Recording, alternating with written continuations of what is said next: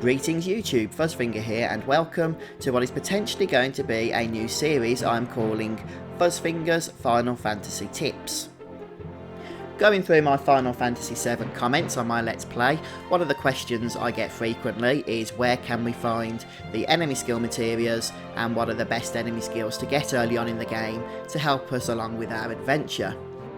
With the first episode of this series, we'll be addressing a common question that I see frequently popping up in the comments for my Final Fantasy VII Let's Play, and that is where can we find the enemy skill materials and what are the useful enemy skills to collect at the start of the game in order to help out with the rest of our adventure.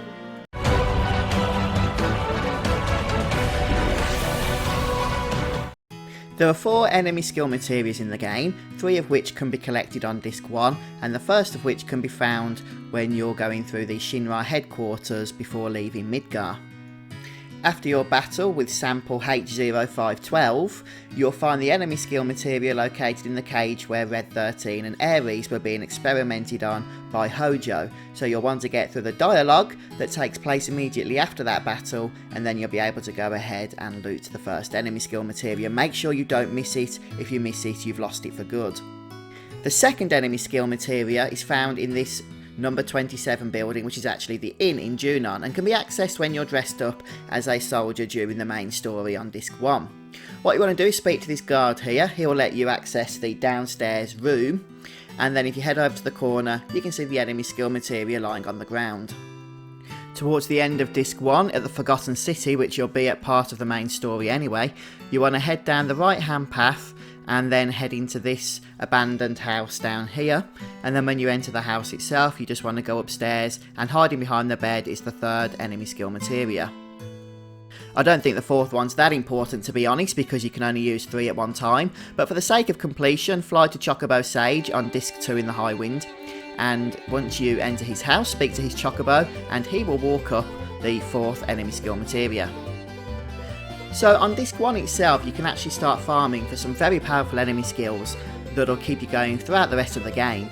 And my advice is to do this once you've got Kate Sith in the party after the first visit to the Gold Saucer, and the reason for that is that he's going to come equipped with the Manipulate materia, and it's the first opportunity you have to get this materia, and you're going to need it to get some of the more helpful enemy skills.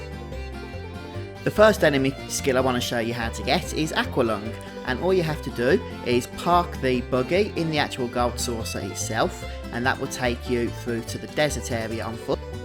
Run around the desert and you'll encounter the Harpy, who has the very powerful Aqualung enemy skill, which is why I'm recommending it here, and you can manipulate it to cast it straight away, and basically make sure every character, at least probably 2 by this point, have the enemy skill materia equipped, so that once they get hit with the Aqualung spell they will learn it, and this is an enemy skill that's going to be with you then throughout a lot of the game, but especially early on here throughout the rest of Disc 1 and into Disc 2, you're going to be spamming it a lot on the monsters that you fight, because it will literally obliterate just whole fields of enemies. It's really awesome. I do recommend getting Aqualung, and this is probably the easiest way to get it without having to wait until Genova. The next optional enemy skill material you can find on the beach outside of Costa del Sol. You'll find this enemy, which you'll need to manipulate the beach plug and get it to cast Big Guard on your party members with the enemy skill materia.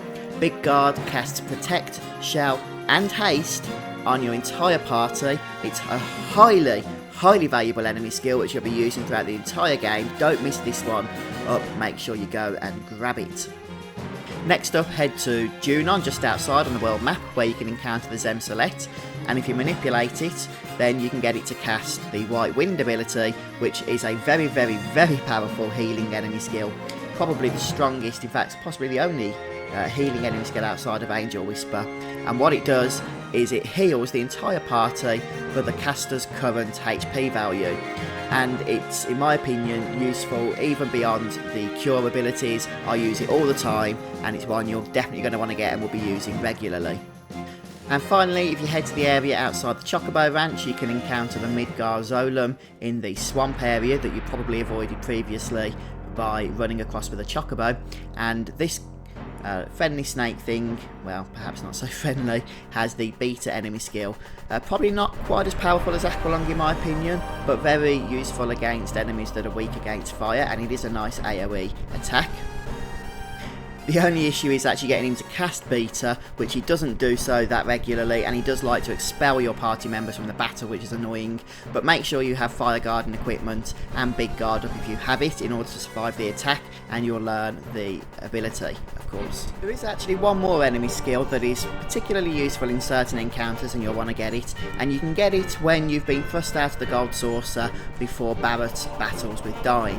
Run around the desert at the outside of the prism, and you want to try and find the encounter with these death thingies. I think they're called death claws or something, and you want to get them to cast laser. You can manipulate them if you wish to do so, and then laser is the ability you want, and what it does, it's a gravity style spell that reduces the enemy's hit points by half of their current health. So it's particularly useful against non-boss enemies that have tremendous amounts of health. And I'm actually going to show you how you can put these enemy skills to good use, because in the next episode in this series I'm going to show you a leveling spot you can use on disc 1 where you'll be fighting enemies that you shouldn't be fighting until disc 2, and they're tough but they give a lot of experience, and with these new spells at your disposal you should be able to take them on. So do come back and join me for that if you're interested. If you've enjoyed watching today, please let me know in the comment section and hit the like button, and make sure you subscribe to the Fuzzfinger Gaming YouTube channel for more. Cheers all, take care.